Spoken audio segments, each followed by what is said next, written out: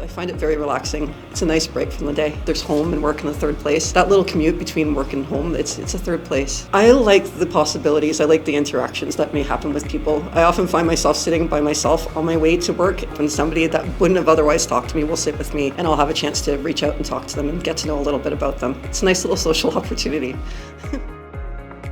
Well, I remember taking the Ion the day that it launched in 2019. I was fortunate to be there for the opening ceremonies and to ride the Ion as it launched in the region in Kitchener and Waterloo. So I have seen the community grow around the Ion. I've watched the LRT become part of our local community, local culture, our festivals, special events. It is connected. It's all part of our community and integrated into it. When I think of Ion, I think of reliability, I think of innovation, I think of effective transportation, I think of sustainability when it comes to transportation. It's a whole bunch of things, and it's reflective of our community and the growth that has happened and continues to happen in our community.